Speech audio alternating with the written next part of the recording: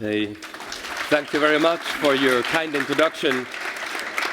And it's really a pleasure to be here. Thanks for the organizers to have me here as the first speaker of the day.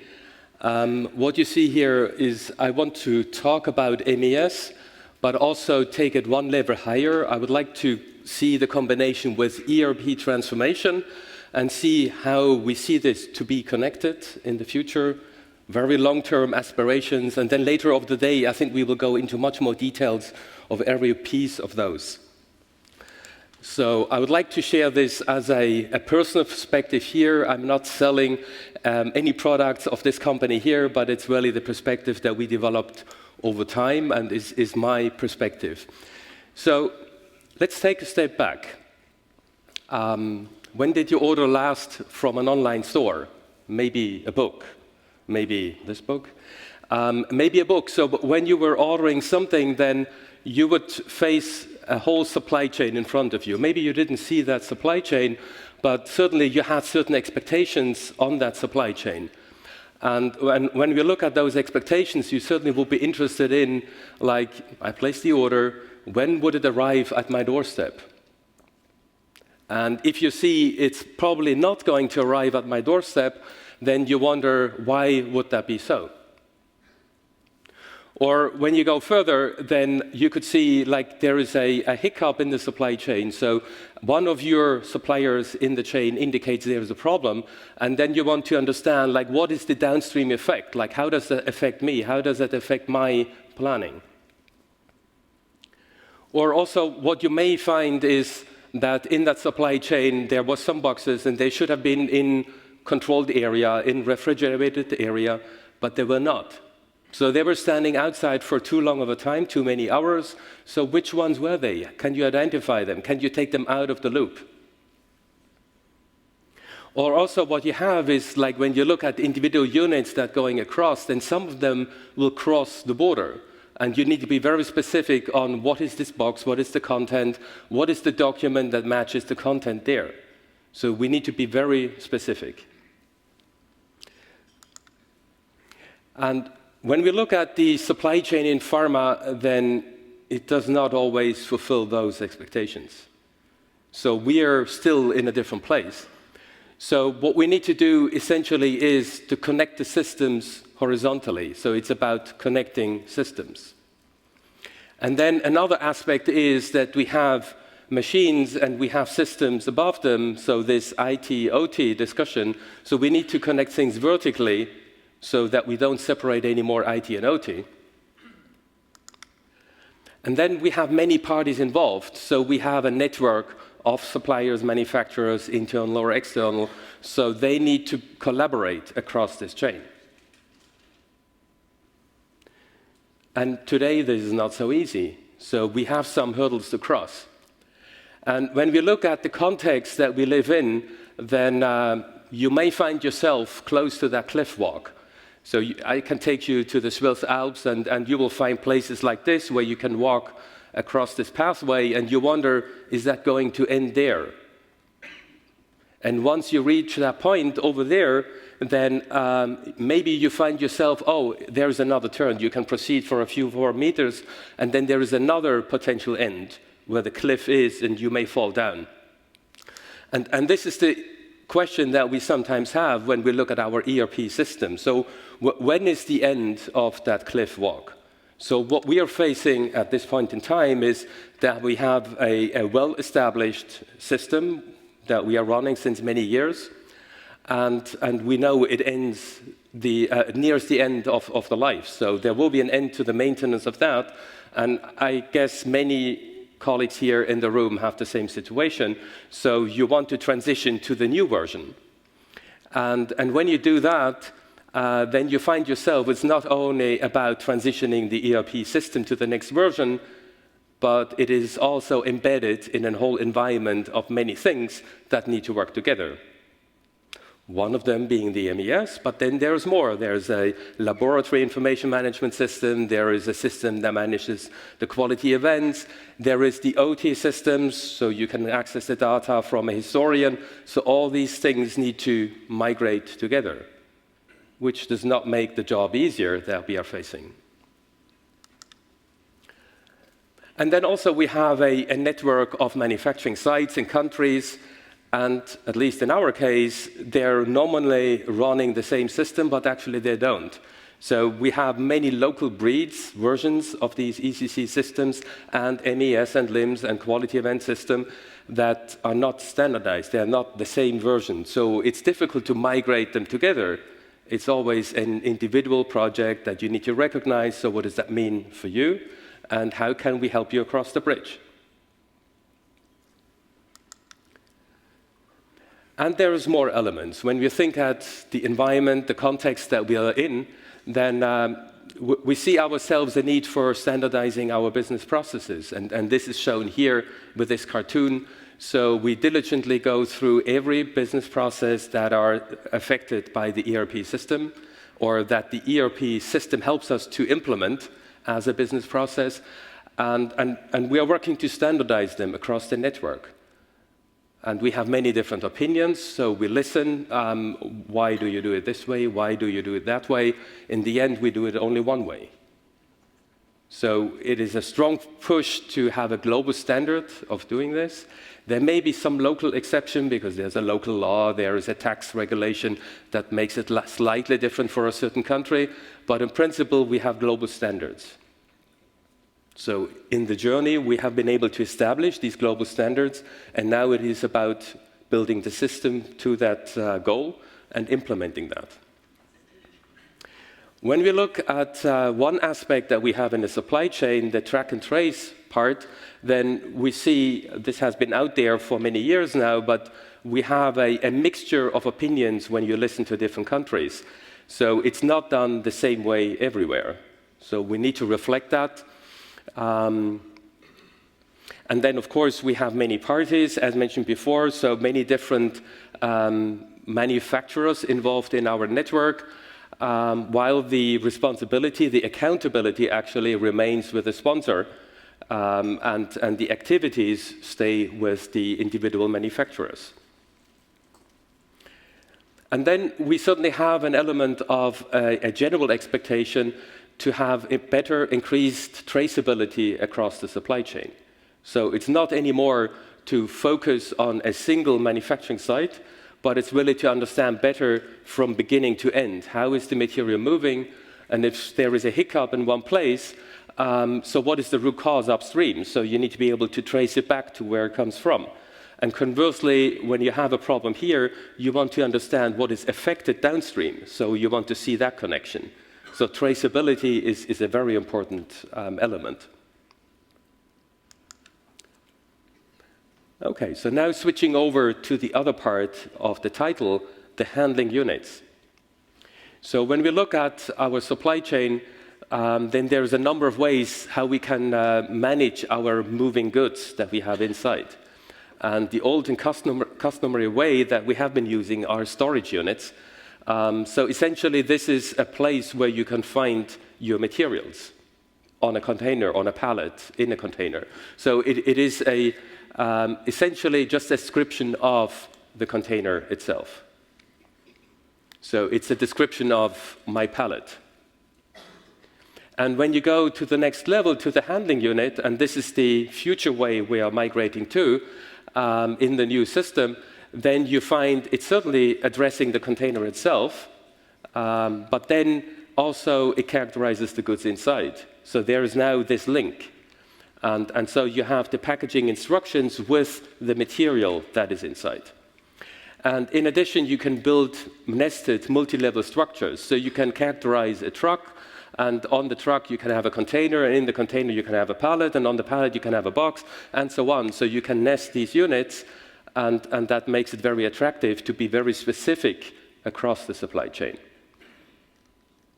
And as you may recognize, we leverage much of this already in the area of track and trace.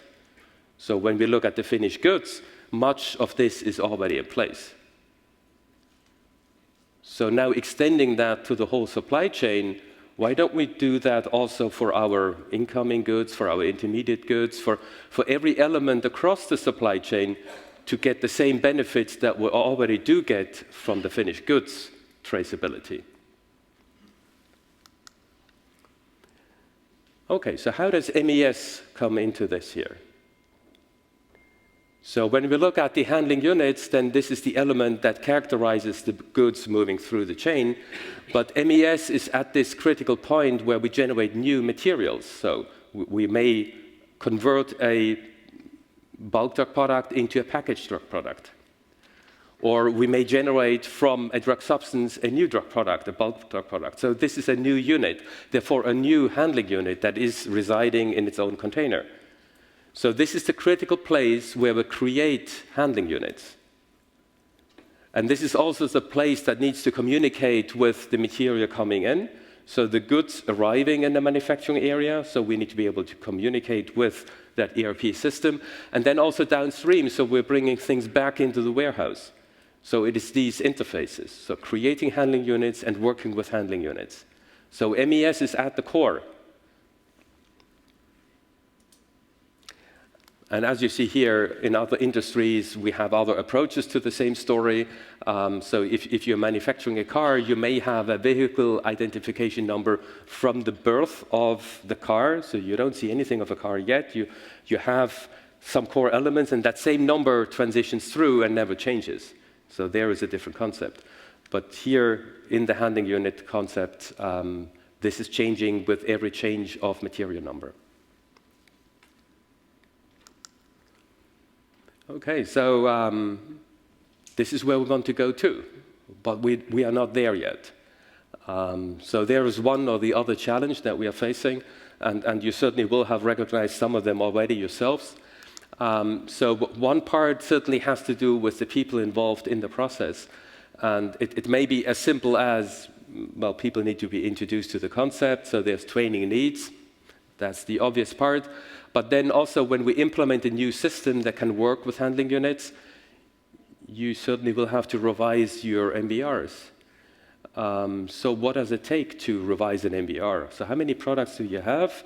Do you have a generic MBR that you can just change some parameters and then off you go? Or do you have one MBR for every product? How many products do you have? How much time does it take? 2 years? So it's really a challenge once you introduce the new system to get it applied and working for every product. And then, of course, we have different systems in different locations. So we may have different versions of MES running, which is not great, but we have to live with at the moment. When we look at the process that is involved here, then it certainly has to do with the material movement. So we are receiving material from the warehouse, staging, bringing that into the manufacturing space. Then when you have product leaving, when you have your finished goods, then you need to satisfy track and trace requirements. Much of that discussion you can find next door. It's very good to have these things combined here, actually. And then the question is about how to aggregate the handling units. Does our current system of MES support that? How far does it support that? Or maybe the system does, but our integration with ERP does not support that yet. So there is various flavors of this. And then one of the things is, so how do you transition from storage units to handling units if you have a warehouse full of this? And you're nearing the end of the year, on the 1st of January, you want to go live with a new system, and then you will have a few folks going to the warehouse and put on new labels calling handling units. So you get a blackout period granted where all systems are down for data migration, and then you send in the group of people doing relabeling. I think that's not the answer. So this is certainly something that we need to address.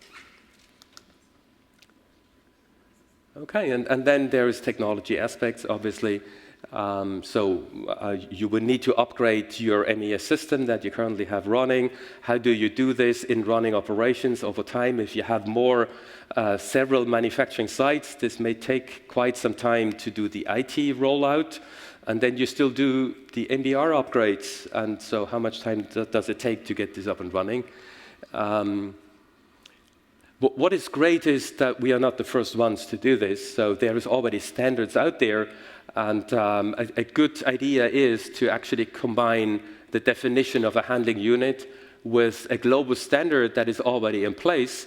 So what we know from track and trace, to use these SCCC numbers, maybe a very good choice, actually, to use this also internally for the raw materials coming in and the intermediates. Finally, you go to your finished goods production. Okay, so that gives you an idea about the areas that we need to touch on and the challenges that we are facing, at least from our perspective. So how do we tackle that situation? And I think typically what we do is you're facing a big topic, a big problem, you cut it down into smaller pieces, you put this on a roadmap, and you can approach this step by step. So clearly it is a multi-year exercise. You probably will not get the funding at the beginning for everything, but you need to have the strong sponsorship that you will get funding over time, because you should not stop in the middle of the road. But you certainly will have to demonstrate progress step by step. An approach that we are choosing is to fill the content of handling units with a specific standard so that we are able to communicate across industry partners. We have to build that network of partnerships. So we have suppliers, we have people part of the network. We all need to work together, otherwise it would not work. And then, sure, we will address the MES technology. We have track and trace requirements that we need to factor in. So that's roughly the perspective that we are having on this. But I suspect we are not the only ones in the game here. So I would be interested to hear from you, to reach out and see is there an interest to come together as an industry and tackle this big question, so that we can move that forward over the coming years, probably. Okay, thank you very much, and I'm looking forward to your questions.